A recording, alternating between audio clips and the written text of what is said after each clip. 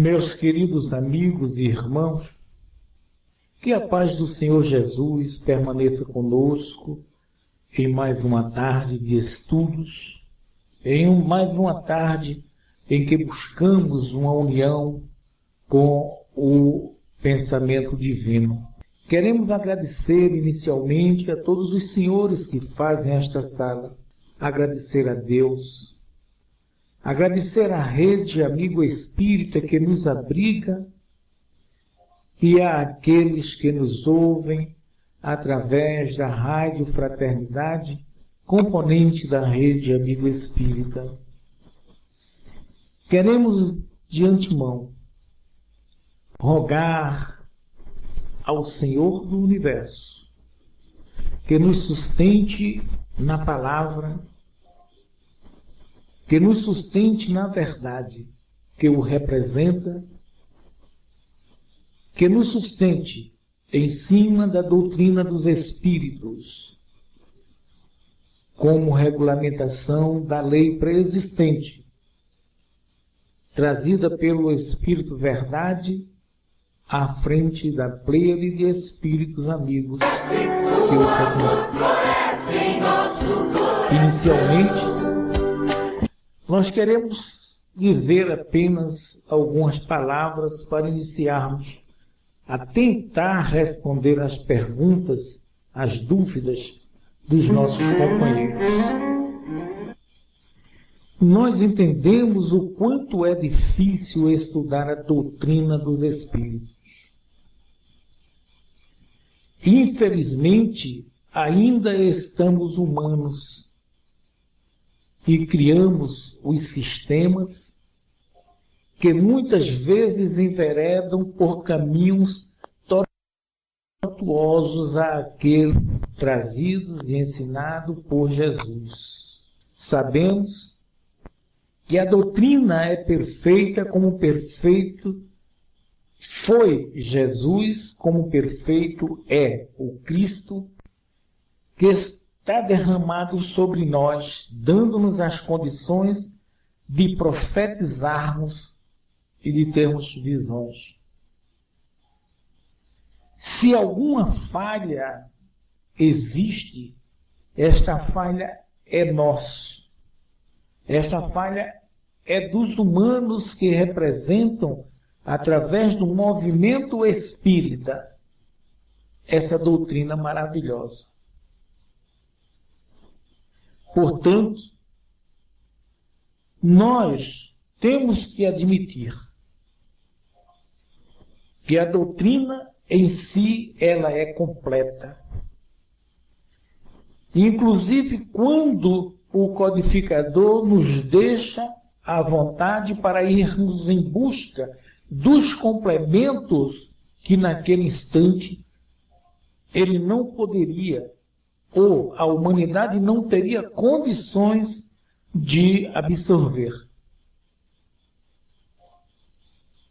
A transição do planeta continua.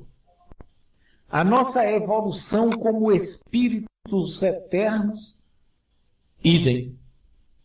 Portanto, a cada milésimo de segundo que passamos, quer encarnados ou desencarnados, estamos em constante evolução, num aprendizado eterno.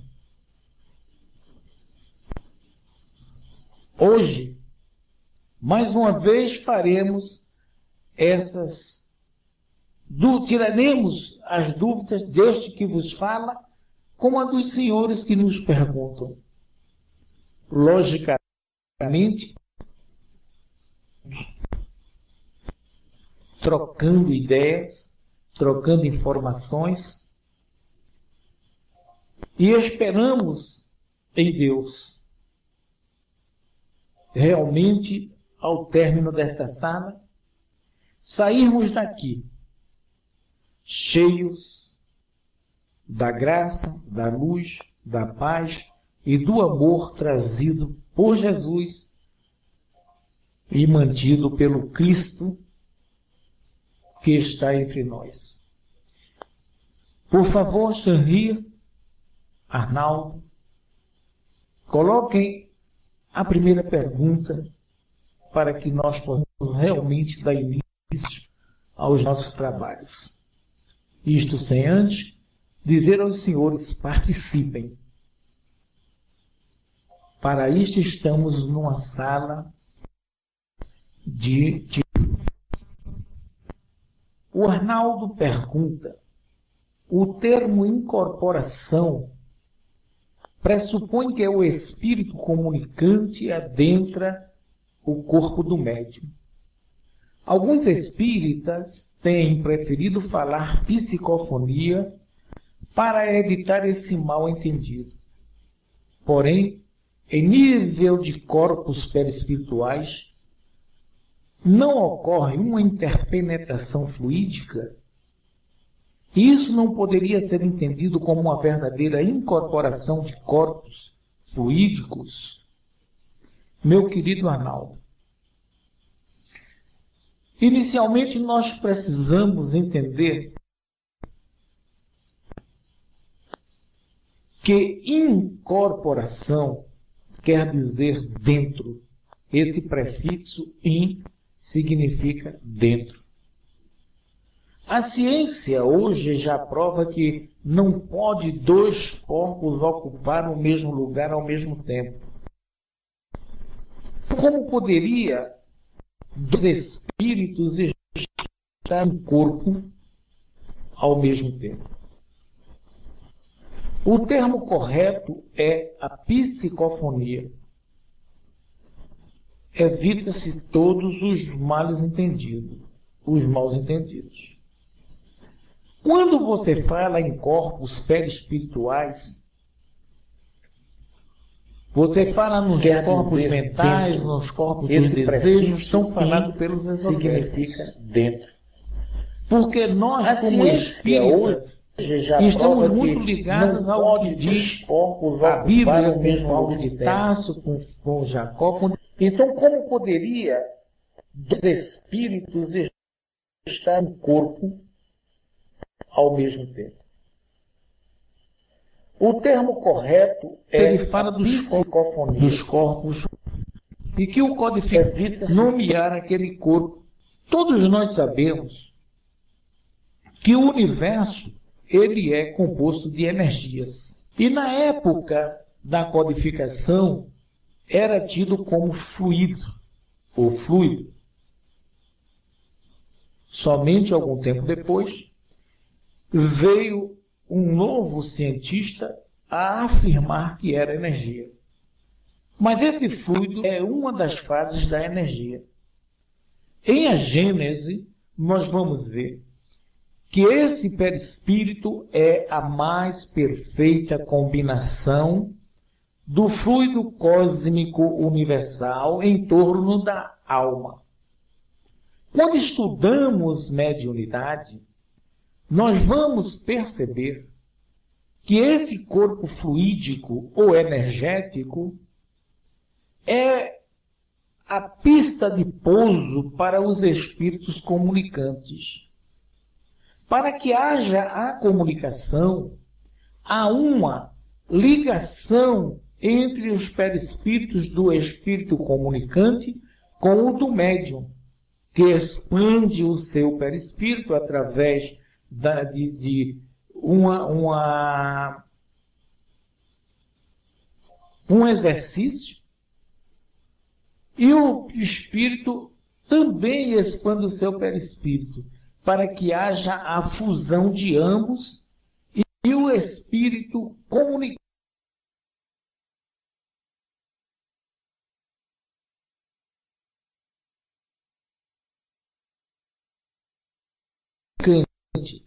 possa utilizar o campo cerebral. Então não existe a incorporação, podemos até dizer a imantação dos perispíritos, para que os espíritos, através desse corpo criado pelo espírito para ter e também para poder atuar na matéria mais grosseira ou na energia mais grosseira, ele venha se comunicar. Não sei se fiz a resposta certa para você. O Carlos pergunta: como é que pseudo-médiuns como Bacelli, com mensagens falsas e cientificamente incorretas, podem ser endeusados por aqueles que se dizem espíritas? Meu amigo Carlos, eu creio que pior do que se dizer espírita é dizer que não é espírita. Mesmo porque nós vamos observar que a religião que mais predominou durante esse período todo, ainda hoje abriga gregos e troianos, mesmo que esses gregos e troianos não participem dos seus cultos religiosos. Quando o homem já se diz espírita, ele já deu um passo para querer compreender o que quer dizer espiritismo. Com relação a médiums, nós sabemos que o médium, por mais perfeito que ele seja, ele está sujeito a ser enganado por espíritos brincalhões, desde que ele alimente a sua vaidade, o seu orgulho, a sua arrogância, a sua prepotência, o seu desejo de humilhar por saber um pouco mais. Porque saber não é crime, não é proibido, é uma obrigação do ser de buscar sempre saber, saber e saber. Então o homem, dentro do conceito de sua vaidade, da sua arrogância, ele termina se deixando arrastar por mensagens impróprias ou indignas de representar o cristianismo redivivo, como nós chamamos a doutrina dos espíritos. A falsidade dessas mensagens cabe ao próprio ser. É aquilo que nós dizemos sempre: o que eu falo de bem e de bom, que seja atribuído ao Cristo, os erros sejam creditados a mim.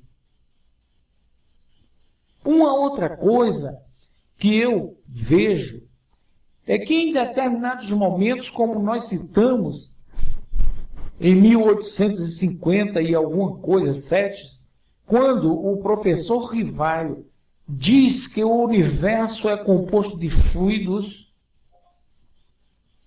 ele estava em erros, entre aspas, porque viria depois a descoberta que o universo é todo energia, o fluido é apenas uma das fases da energia, mas naquele instante era o que tinha de verdade, comprovadamente verdade.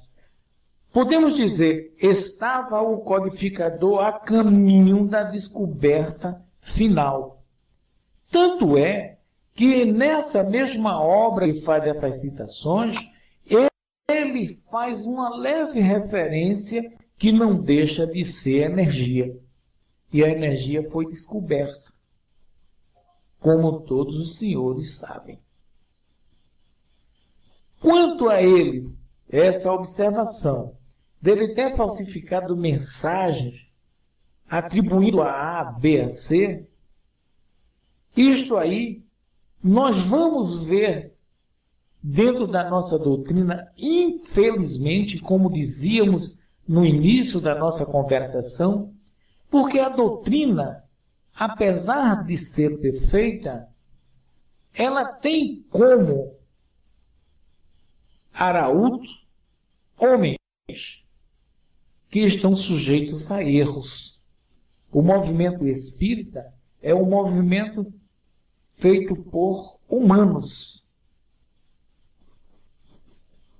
portanto, sujeito a erros. Tá? Arnaldo, Chanri, tem mais alguma pergunta? Sabemos que a religião é religar o homem a Deus. Este, por ser filho do Criador, já esteve desligado algum dia? Um pai amoroso como Deus precisa da religião para fazer essa ligação? O que a religião, no caso, representa? Pergunta um anônimo. Inicialmente, meu irmão ou minha irmã,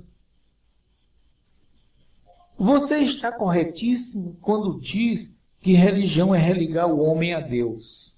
Nós, como homens, eu vou mais adiante, nós, como almas, como seres inteligentes do universo, sendo filhos desse ser supremo, nos desligamos sim. Nos desligamos, companheiro ou companheira, quando, nos primórdios dos tempos, nós seguimos aos deuses da nossa imaginação, de nossa criação. Naquele período, nós não conhecíamos os minerais, os vegetais, os animais, e não tínhamos como vencê-los, e tínhamos esses elementos como verdadeiros deuses para nós. O que não é diferente para os dias atuais, quando nós idolatramos os homens porque sabem um pouquinho mais do que nós. E religião é um sistema cultural, uma cultura das crenças. Religião relaciona a humanidade, os humanos, com a espiritualidade. Eu diria, a religião serve para unir o ser reencarnado com os desencarnados, fazer com que eles se relacionem mais a miúde. Você vai ver que religião, ela narra as tradições de um povo, a história. Por isso dizemos constantemente, Wagner, que a Bíblia é um livro histórico. Esses livros, eles começam a dar um sentido à vida e explica a origem do homem e do universo. Eis porque nós buscamos sempre conhecer alguma coisa a mais. Religião é fé e um sistema de crença. Observemos que recentemente, quando Martinho Lutero briga com a Igreja Católica, que cria o protestantismo, que deixa o homem livre para buscar os seus caminhos, o homem se esquece de Deus. Encontra na ciência resposta para os seus alimentos pessoais, os seus desejos. Encontra o seu bem-estar. Mas dentro de si sempre um vazio, porque vazio se encontra todo aquele que se afasta da divindade. As cores não são tão claras, o sorriso não é tão fácil em seus lábios. E nesse vazio intenso que o homem sofria, apesar de ter tudo, como nós nos dias de hoje, com computador, com tudo quanto é instrumento eletrônico, mas ainda sentimos em nós um vazio. E esse vazio é justamente encontrar o ser crístico que dormita em cada um de nós. É o que diz o Wagner Heller, que essas imperfeições nossas faz com que nos afastemos do Criador, que é um ser perfeito e perfeito. Ele nos quer ao seu lado como co-participante de sua criação maior, que é o universo. Então, como dizíamos que a religião é um sistema cultural de crenças, é na crença que nós vamos começar a reencontrar o Ser Supremo. Não é? O Carlos ainda diz, religião nada tem a ver com o verbo religar. Este verbo não possui a letra I depois do G. A definição de Virgílio, Cícero, Plauto e outros latinos é bem clara. Religião é o estudo da vida dos deuses e do culto humano e sua desistência. Eu creio, Carlos, que quando eu falei que é um sistema cultural de crenças, quando eu falei que relaciona a humanidade com a espiritualidade, eu fiz um resumo do que diz Jesus. Né? Portanto, nós vamos encontrar em cada uma das religiões os seus deuses. E mais do que nunca, o Evangelho me sustenta, porque diz que o primeiro mandamento trazido por Moisés: ama ao teu Deus, ao teu Senhor. Porque ele já tinha uma visão que cada um de nós entendíamos ao Senhor de uma forma diferente. Mas deveríamos amá-lo com todo o nosso respeito e o nosso coração, da maneira que nós o entendemos naquele instante. Embora, da mesma forma que há a transição do planeta, nós também crescemos num sentido espiralado em conhecimento e em sabedoria. Dizemos sempre, para quem nos acompanha, que Deus é amor. E que o amor, ele é único. Mas dele existe 1001 cópias diferentes. Cópias dessas que representam o entendimento de cada um. A doutrina dos Espíritos nos chama para estudarmos, para crescermos em entendimento, em conhecimento, em sabedoria e em amor, através da transformação, do crescimento moral.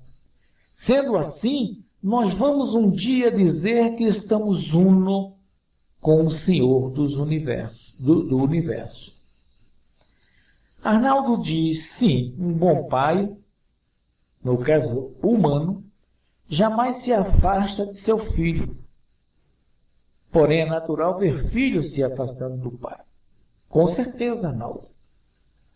O pai, por pior que ele seja, ele quer sempre o de melhor para o seu filho.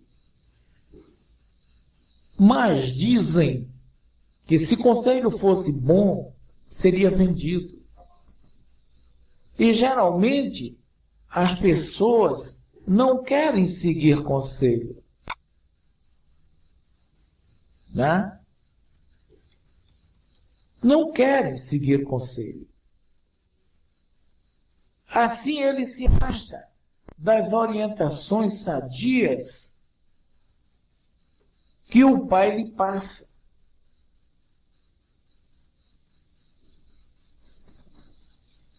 Não é verdade?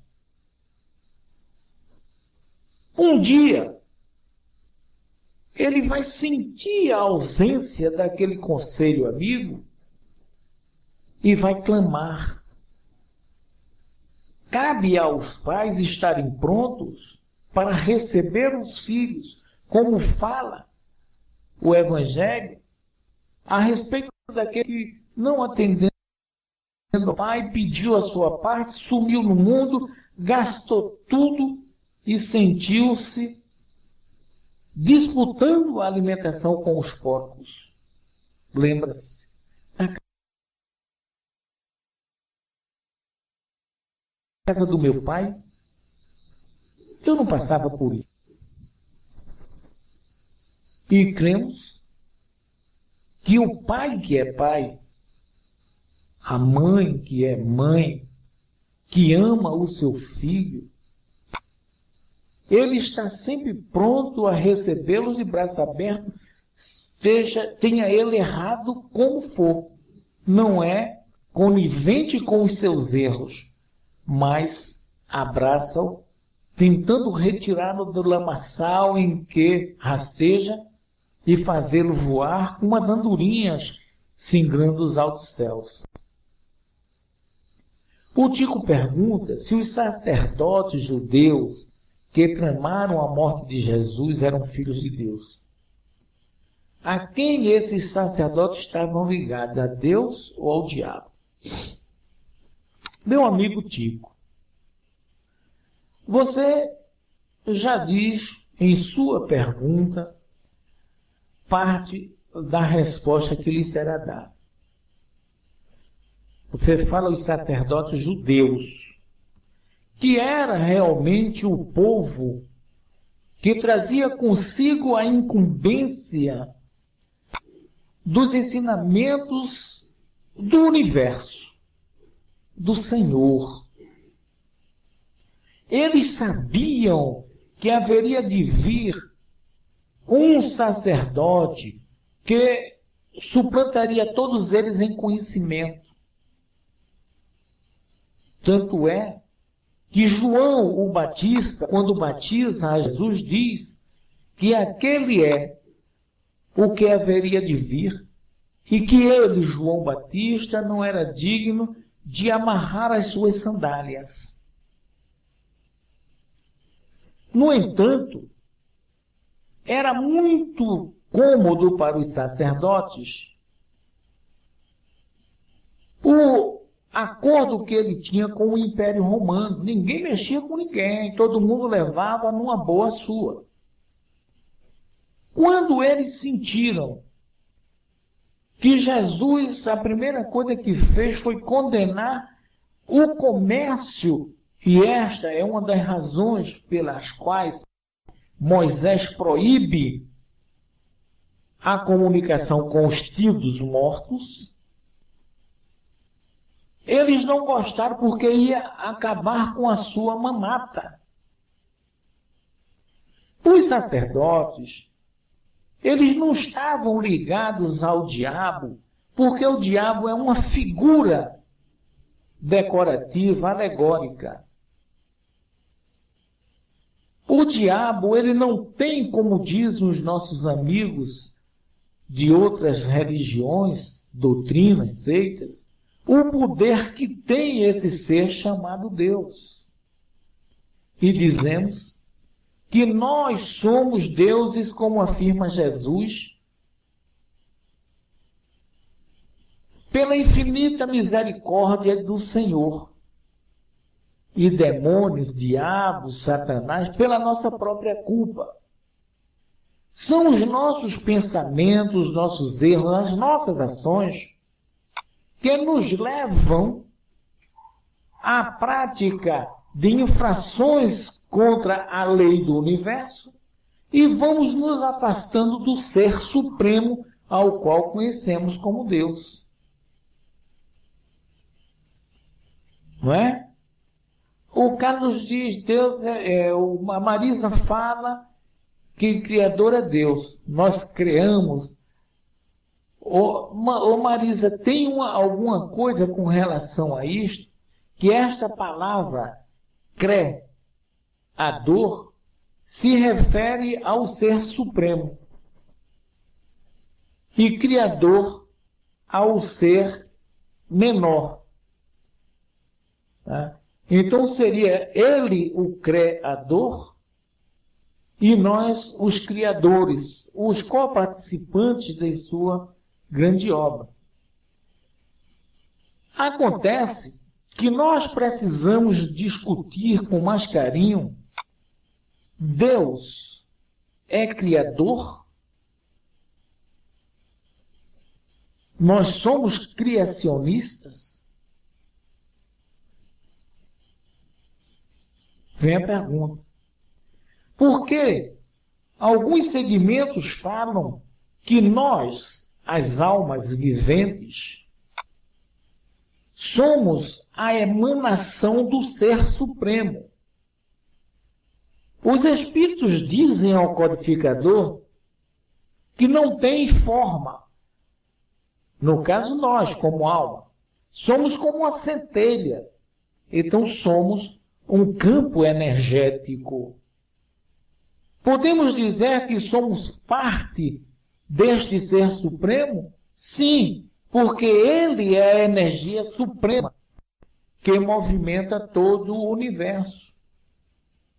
Logicamente, como nós estamos acostumados a falar pai, que ele poderia ser mãe, já que pai é um vetor, a mãe é a hospedeira, é ela quem balança o feto durante 9 meses até que ele nasça, para que venha abrigar o espírito eterno. Por isto, tem uma ordem que fala Pai, Filho e Espírito Santo. A outra diz que existe o uno que se torna duo. Então você vê que há toda uma conformação para indicar que há uma expansão de seu amor, de sua energia, de sua vontade, e que os elementos se unem por força dessa vontade, como Deus criou pelo seu amor. E o Arnaldo complementa dizendo que a trama da morte de Jesus cabe somente aos sacerdotes judaicos. Aí pergunta: o projeto teve início no plano espiritual? A princípio, eu não acredito, Arnaldo, que o plano espiritual tenha um projeto de sacrifício, principalmente humano. Como também acredito que tudo o que acontece na dimensão em que vivemos, primeiro, ele é arquitetado na espiritualidade. Porque sabem eles coisas que vão lá adiante. Lá adiante. Tanto é que Jesus diz assim: este é o Elias que haveria de vir. Fizeram dele tudo o que não podiam fazer, assim como farão com o Filho do Homem. Você veja que ele já previa esse sacrifício. Ele já previa um espírito de uma vidência enorme, de um contato enorme com a espiritualidade, ele já sabia. De forma que ele pede: Pai, afasta de mim esse cálice amargo, mas que seja feita a tua vontade. Então a morte de Jesus, ela foi tramada pelos sacerdotes que não se continham diante do fato de perderem a hegemonia daquele povo. O plano espiritual tinha conhecimento de que isto iria acontecer e, quiçá, o próprio Cristo, ao se apresentar para a reencarnação no plano físico, ele tinha conhecimento disto, do que iria acontecer. E ele não foge da raia. O Carlos pede para ver a resposta a Kardec, que os Espíritos dão na pergunta 1 do item 1 no Livro dos Espíritos. É o princípio e o fim de todas as coisas, não é isso, cara? O alfa e o ômega. Eu creio que seja isso. Não é? O latino diz a Simba, e quem fecunda o ovo. Essa questão daqui, ela vai a uma incógnita, vai a algo que não vai. Quem nasceu primeiro ovo, a galinha veio de quem? E aí não vai. A gente não pode partir para esse lado. A Marisa diz ao Carlos, é uma questão de palavras. Pô, Deus é a causa primária de tudo. Então é dele que tudo emana.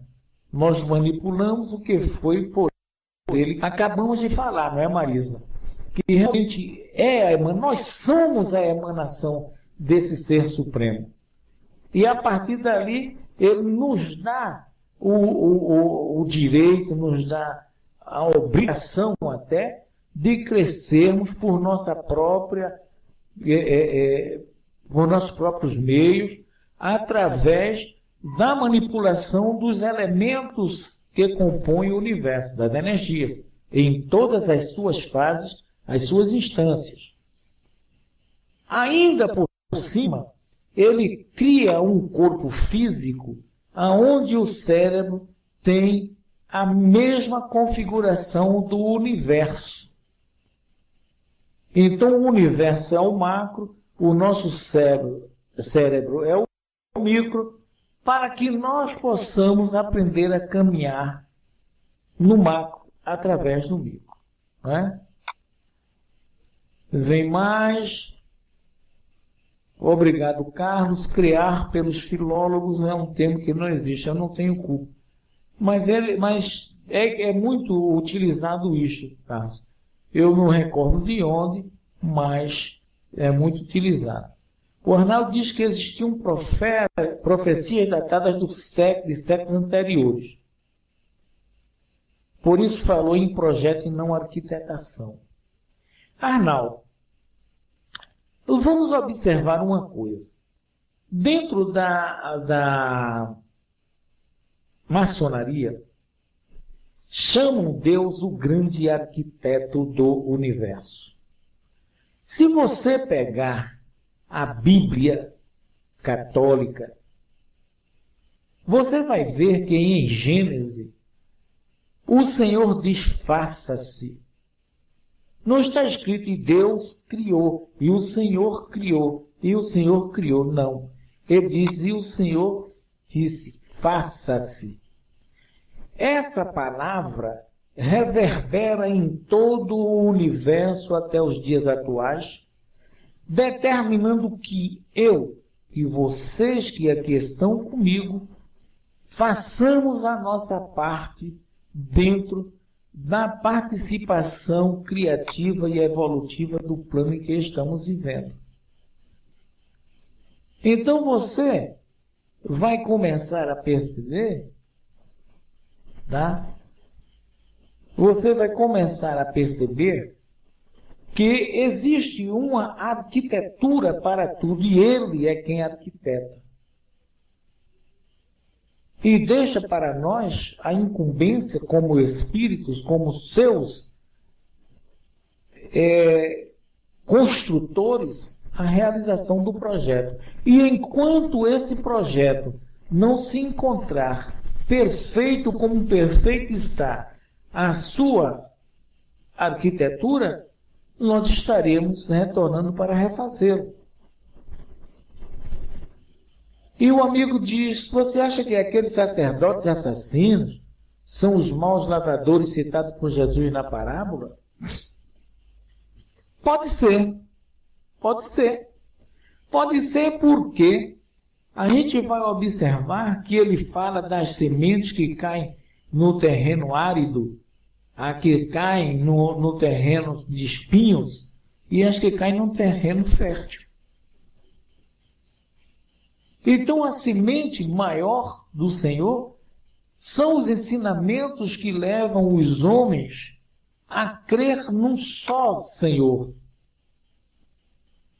Eis porque a mitologia traz aí os deuses que já vêm lá dos primórdios dos tempos, porque os homens cultuavam aquilo que eles não conseguiam vencer. Hoje, Nós já conseguimos derrubar os mitos, mas continuamos idolatrando os homens, idolatrando aquilo que nós não deveríamos mais estar ligados. Creio em Jesus, creio em Cristo, mas olha para o outro lado, ai, se eu pudesse, né? Pede ao homem. É certo que a humanidade será corrigida no dia que os homens estiverem corretos, mas essa correção dos homens está no próprio eu, no próprio homem. Né? E o grande livreiro pergunta quem matou Jesus. Nossa ignorância. Justamente, Wagner, porque Jesus, ele veio para trazer um código de honra, um código de respeito. Veio mostrar que Deus não era o Deus de arrependimento, dito lá em Êxodo, em Gênesis. Que Deus não era o Deus de exércitos que mandava passar a fio de espadas. Não.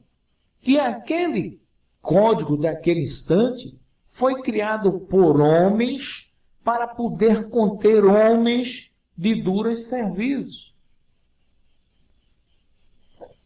Você veja que até João, já no Novo Testamento, ele diz, bando de víboras.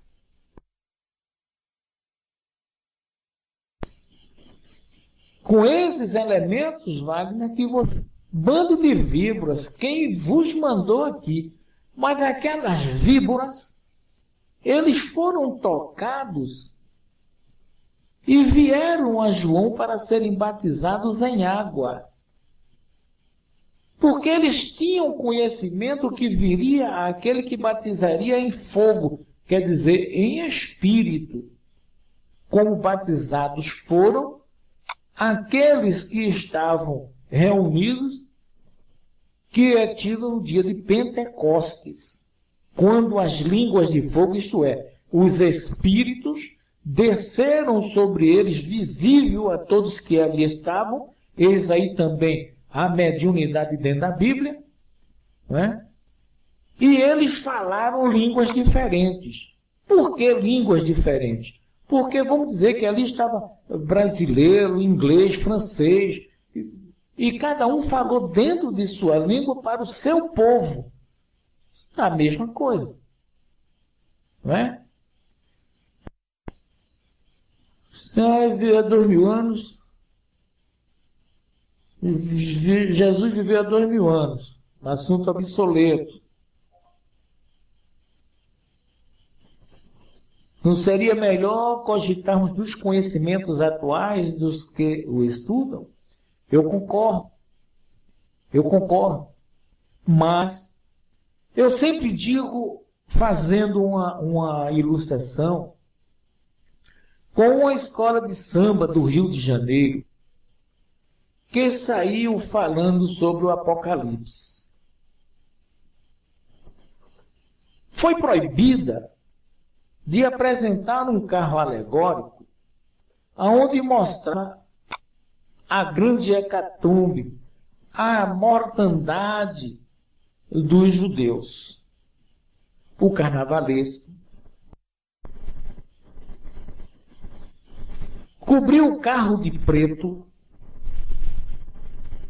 e debaixo daquele pano alguns elementos se movendo, não era visto, mas via-se que era pessoas se movendo em agonia, ou em estado de agonia. Mas o que mais incomodou foi uma faixa que dizia a você, amigo, que diz que Jesus viveu há 2000 anos, que é um assunto obsoleto, e que seria melhor estarmos falando dos conhecimentos atuais. Aquela faixa dizia assim, o povo que não conhece o seu passado não merece um futuro. E toda a história da humanidade está escrito em livros do passado.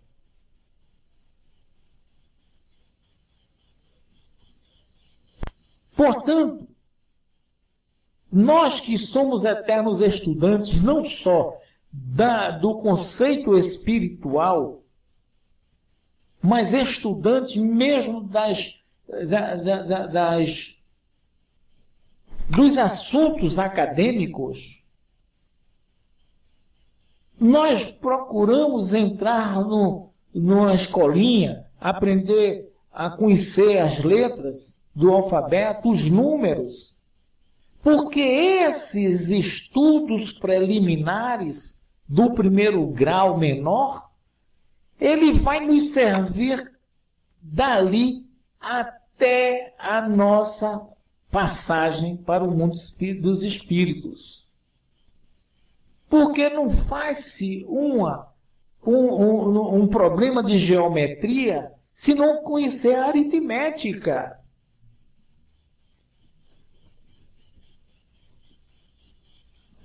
Transcrevendo da Bíblia traduzida por Almeida, Gênesis 1, no princípio criou Deus, mas se observarmos as mais diversas edições, nós vamos observar uma coisa interessante que eu costumo dizer aqui nessa casa. O Almeida, que já não existe mais nas traduções novas, olha aí, seria melhor o conhecimento atual? Quando os antigos mostram para a gente que devemos estar atentos? Nas traduções de Almeida ele diz assim, apesar de ser realizado por bibliógrafos, não sei o que, papá, lembrai-vos que são homens, estando sujeitos a erros e a acertos. E o que fazem as denominações? Preferem fazer uma tradução que melhorem o bem-estar da sua casa, deixando os crentes, entre aspas, que todos nós somos crentes, a ver navios e acatar aquilo que eles estão querendo naquele momento. O Márcio nos ajuda com muita boa vontade, dizendo que o vernáculo correto é criar, o de hoje. E que quem ressuscitou o termo criar foi o espiritualista Humberto Roden, para diferenciar a obra da criação, com o ato de criar filhos, animais,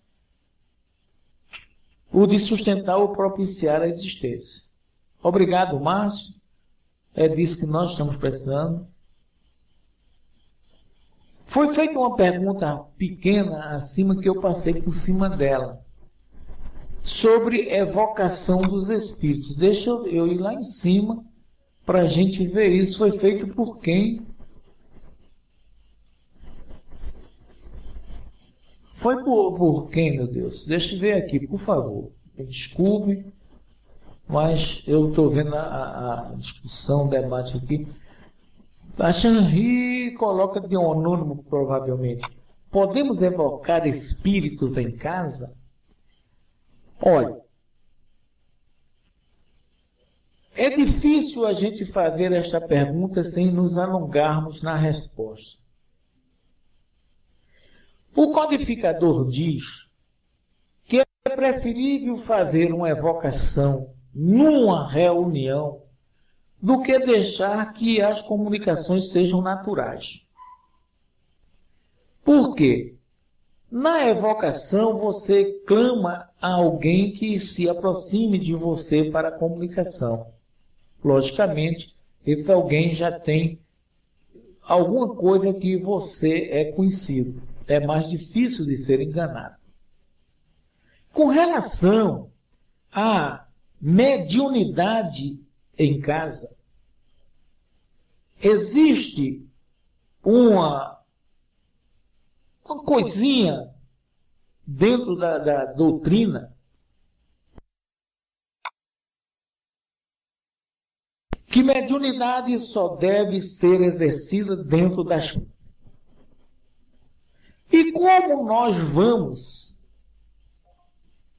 admitir, como é que nós vamos entender, quando estamos na rua e que existe aquelas vozes diretas, direcionada a você, 1 hora, 2, 10, 12, 13, 15 horas, a te chamar. Como é que nós podemos, então, entender o orai e vigiai? Que o sentido é inverso, é vigiai e orai. A vigilância é para podermos entender quando as energias deletérias se aproximam de nós. A oração é para nos ajoelharmos, entre aspas, e suportar aquele peso. O Espiritismo nos ensina que a todo instante que sentirmos estar sendo atingidos por energias contrárias, nós oremos a Deus, ao Cristo, e nos apeguemos aos nossos protetores. É uma vocação. Mas eu quero ir um pouco mais longe. Quem de nós suporta uma dor que não clame por Deus e não clame por Jesus?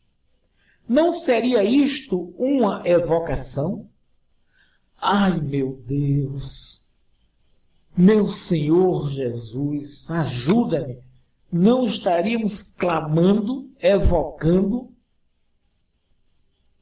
Agora, não é de bom alvite que nós estejamos evocando A, B ou C com o intuito de uma troca de favores, no intuito de adquirir alguma coisa que você não pode com a sua inteligência, com suas forças, porque você está sujeito a se reunir, a se juntar com energias de baixo teor vibratório e se complicar.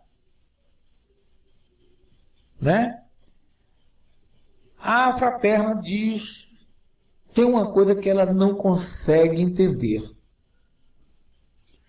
Devemos estudar, estudar, estudar para sermos salvos. Pergunto, o que será dos analfabetos? São nossos irmãos, certo? Certo. Filhos de Deus, como os que estudam? Sim. Acontece, minha amiga fraterna, e já que estudar ainda não é privilégio de todos, é de alguns, mesmo assim sabendo que nem todos, por sua própria vontade, buscam o conhecimento através da instrução, mas os analfabetos, eles ouvem e gravam e conseguem colocar em sua mente aquilo que lhe é dito. E é através desses ensinamentos que eles vão, logicamente, aprendendo. Isto sem contar com a ajuda dos seus mentores espirituais, que quando esses seres estão dentro dos conceitos da lei do universo, eles passam a ver, a ouvir, e mesmo dentro do seu linguajar imperfeito de analfabeto, eles sabem passar para o seu ouvinte aquilo que eles estão vendo. Não é verdade? E mesmo os surdos, eles têm uma capacidade de absorção, porque a mediunidade, ela não, os espíritos não falam aos ouvidos, não se mostram aos olhos, não se fazem sentir pelo nariz. Eles simplesmente, eles sabem tocar no local certo para que os seus olhos espirituais sejam ativados. Você veja que os surdos, eles têm alguma coisa diferenciada de nós. Os cegos, eles conseguem, por uma intuição, captar. Não é verdade? E serão sim, Tico. Serão sim. Porque nos dias de hoje, inclusive, existe aí livros, por exemplo, você é deficiente visual, tem livros falados. Você tem o alfabeto deles, e assim, né? A gente vai. Então vamos lá para frente. O Arnaldo diz que todas as vezes que fazemos prece, evocamos a Deus e alguns espíritos. Justamente, Arnaldo. O problema está naquilo que fez com que Moisés proibisse esse contato entre os ditos mortos com os vivos. Há uma pergunta que diz que Emmanuel, de acordo com Paulo aos Hebreus, proíbe evocar os mortos. Eu diria para você, querido amigo, que é preciso que nós busquemos entender um pouco mais as parábolas que estão naquele livro histórico. Observem. Tem uma passagem que diz assim: se creis naquele que ressuscitou a Jesus dentre os mortos e ressuscitou ao Cristo dentre os mortos, também te ressuscitará. E você vê que ele fala na ressurreição. Quem era Jesus até 2000 anos atrás?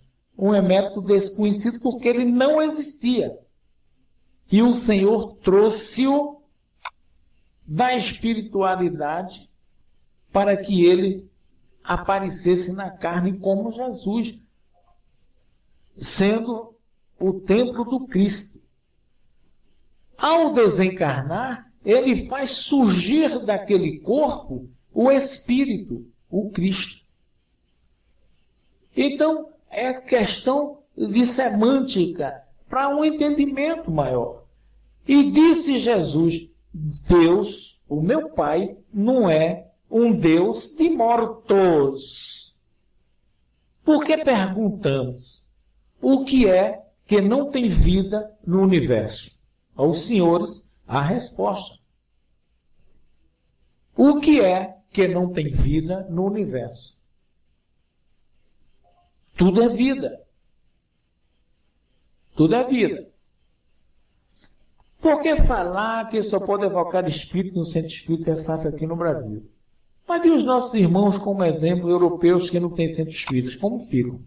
Pois é, companheiro. Nós estamos constantemente cercados. Olha, isso vem de Paulo de Tarso. Lembrai-vos que estáis cercados por uma nuvem de testemunhas.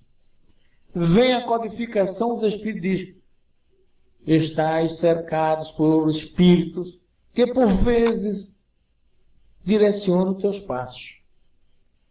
Sendo assim, o Evangelho diz: o teu tesouro está onde estiver o teu coração, porque o coração é um órgão de sentimento para os humanos.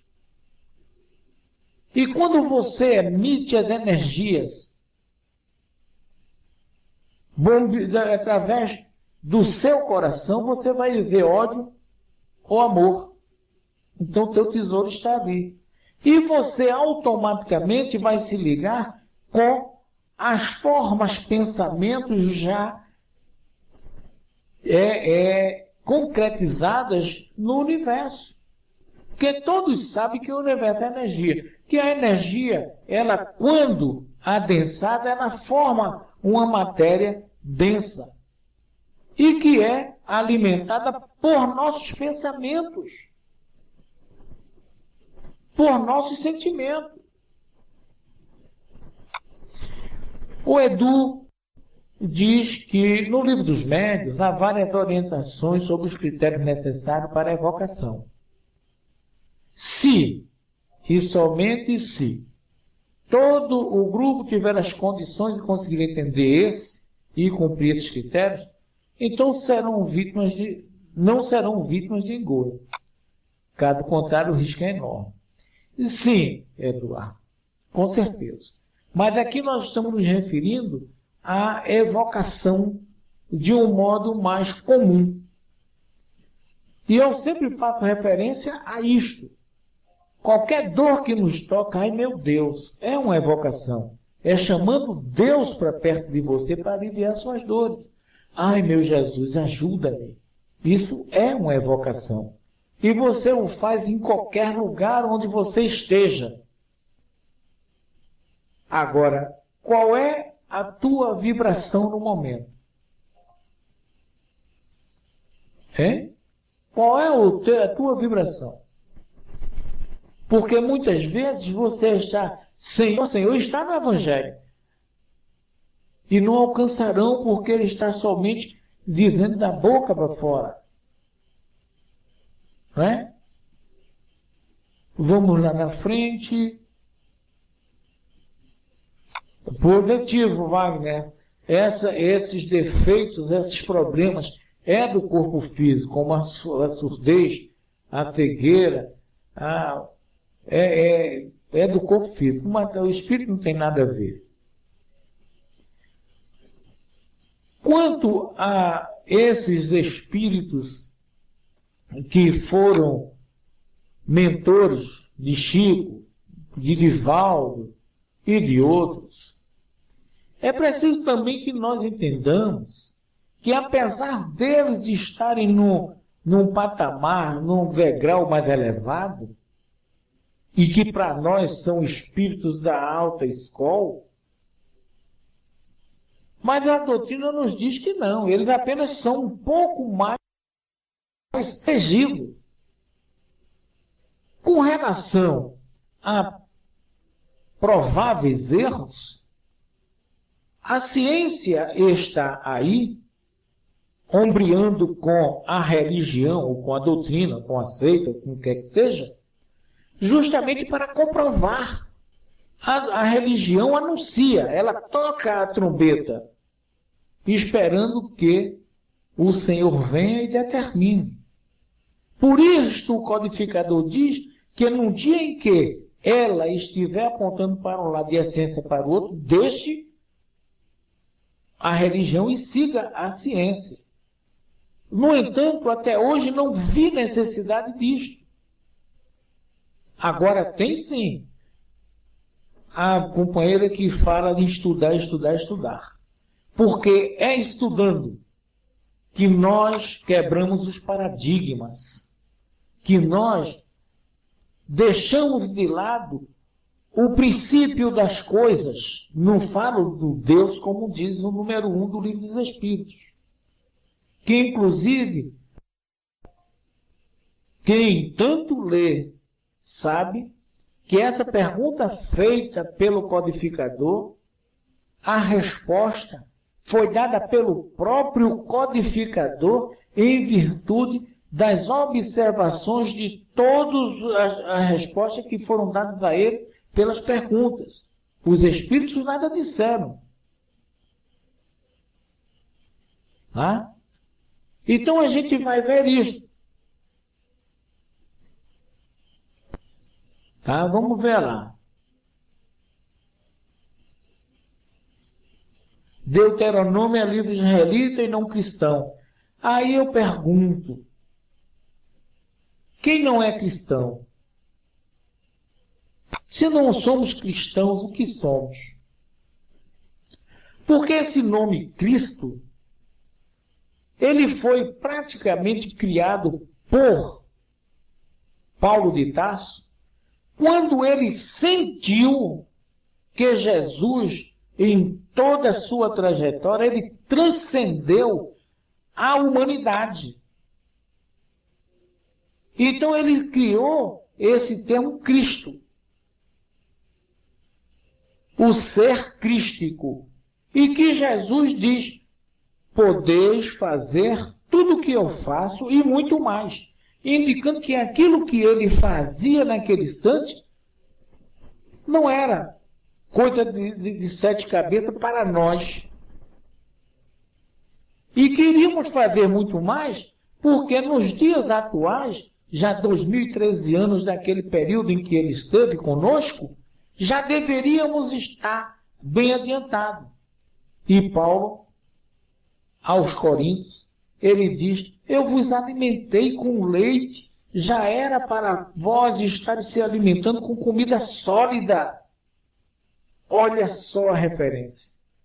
Quem se alimenta com leite são crianças. Éramos como crianças, nos alimentando com coisinha de papá, mamã. E hoje já era para nós estarmos falando certo, papai, mamãe. E estarmos entendendo o verdadeiro sentido das palavras de Jesus. Mas ainda estamos iguais crianças, precisando de orientadores. Quando Jesus disse, derramarei do meu espírito sobre toda a humanidade para que tenham visões e profetizem, para que não sejam cegos sendo guiados por cegos?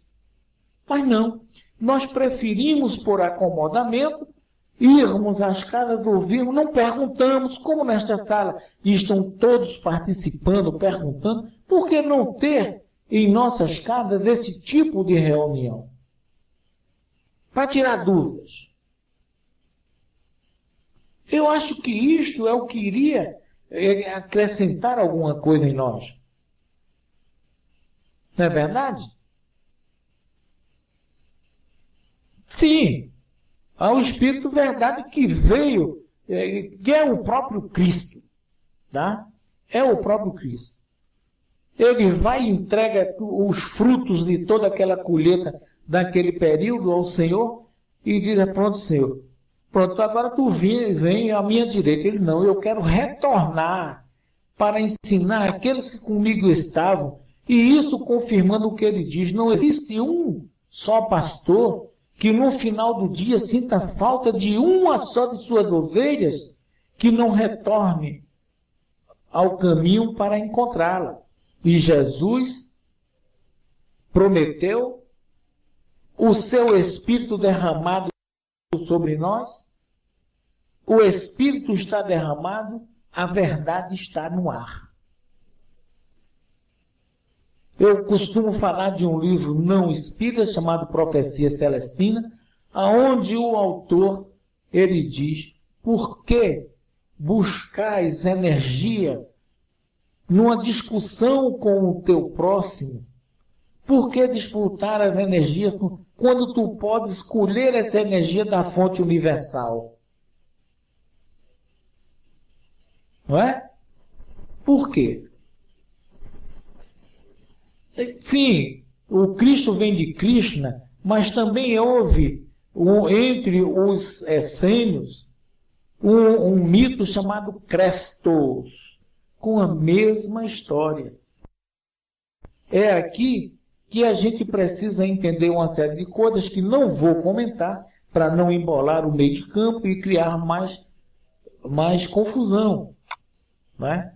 Porque acham alguns que Jesus, quando chegou aqui, ele já chegou com todo aquele conhecimento, aquela perfeição, vindo de outras esferas, sem ter nunca estado no planeta que fora criado por ele, para ele governar. É fazer com que o proprietário, o gerente, abandone a própria sorte, a sua empresa. Tá?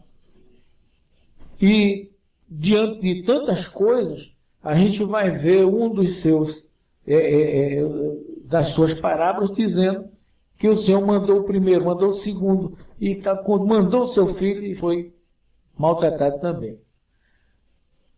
Um companheiro nos diz que a sua tia era analfabeta, cega, mas enxergava tudo.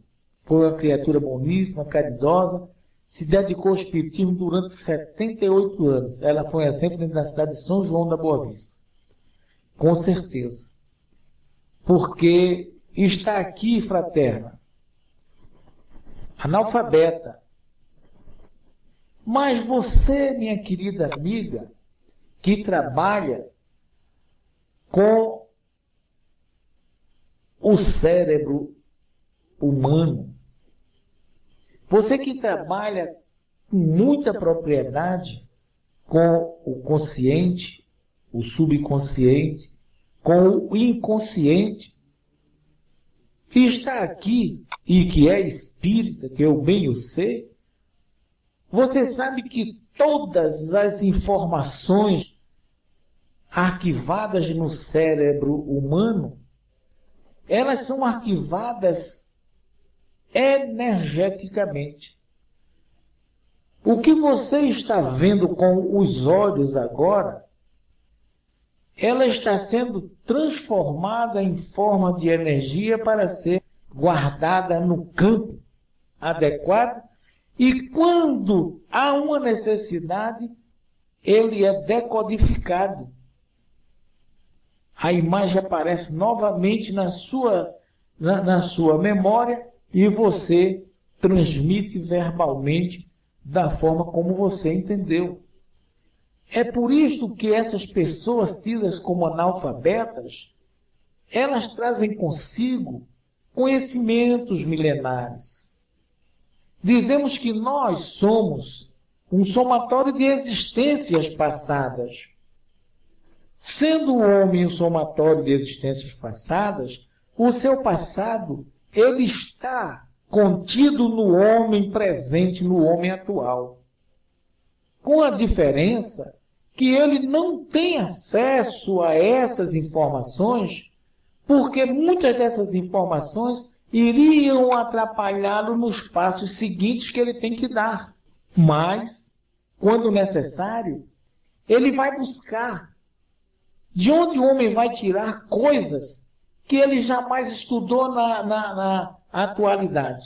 Mas vem à sua mente algo, em sonho, aparece, faz desse jeito é feito. Não é verdade? Essas pessoas, elas não podem ter um linguajar rebuscado que nós temos, mas no pro modo, pro quê, ela vai dizendo, vai se fazendo entender, e as pessoas vão transformando o linguajar pobre, intelectualmente falando, no linguajar rico. Não é verdade? Bom, vamos ver. Kardec foi sábio quando na introdução do Evangelho. Logo que ele trata do ensino moral de Jesus, onde não há controvérsia. Companheiro, eu não posso dizer para você com muita propriedade, mas sabe-se que o Evangelho foi mais uma imposição da Madame Kardec. Imposição entre aspas. Já que estavam combatendo tanto que era anticristão, era antirreligioso, resolveu ela pedir que fosse feito o Evangelho segundo o Espiritismo. Aí é quando vê Evangelho segundo João, segundo Mateus, segundo Lucas, segundo Marcos e segundo o Espiritismo. Nunca o Evangelho de Jesus. Tem sempre segundo, segundo e segundo. Não é verdade? Então veja, eu concordo em grande ponto com o que os senhores dizem. Eu agradeço a contribuição enorme que foi dada nesta tarde, tá? E não foi pouca essa contribuição, tá? E uma das coisas que me toca muito, porque nós xingamos os judeus. Vocês já observaram que a maioria de nós temos raízes judaicas ou judias? Vocês vão observar que fomos colonizados por portugueses e que para o Brasil, terra recém-descoberta por eles, foi enviado para o Brasil os bandidos, entre aspas, os celerados. E quem eram os celerados, senão os novos cristãos, os novos convertidos? E quem eram os convertidos novos cristãos? Os judeus que, chegando a Portugal, se encontraram num beco sem saída. Ou se convertiam ao cristianismo para manter a fortuna que eles sempre carregaram consigo, ou tudo lhes era tomado e ainda estava passível de ser punido pela Inquisição. E muitos deles vieram para o Brasil. Não foram aceitos, saíram daqui, mas deixaram a sua descendência. Vocês vão ver que da costa, quer dizer que morou nas costas de um estado, na região praieira, da selva, que é dos da Silva, e outras coisas por aí. Se nós formos buscar a genealogia nossa, nós vamos encontrar realmente um único tronco, de onde saíram as tribos que foram espalhadas pelo mundo. E espiritualmente falando, complemento da resposta lá do início. Ninguém é filho do diabo, porque não existe esse ser como um ser igual ao Supremo. Nós somos todos de uma mesma ação, que é a expansibilidade do Ser Supremo do Universo. Não é isso? Bom, nós estamos passando do horário, não é? Obrigado, Wagner, por esse elogio. Né? Justamente. Então, aqui terminamos. Vamos encerrar os nossos trabalhos, agradecendo a Ti, Senhor, por tudo que Tu nos destes nesta tarde. Pedindo, como sempre, que Tu nos ilumine os caminhos, que permitas sermos os Teus trabalhadores de última hora e, como espelhos, refletirmos a Tua imagem, a Tua luz e o Teu amor por todos os lugares por onde caminharmos. Permite-nos, Senhor amado, que nesse instante os nossos pensamentos, as nossas ideias, as nossas vibrações sejam de amor para com o nosso próximo, com o intuito de trazê-los para junto de nós e os apresentarmos a Ti. Permite-nos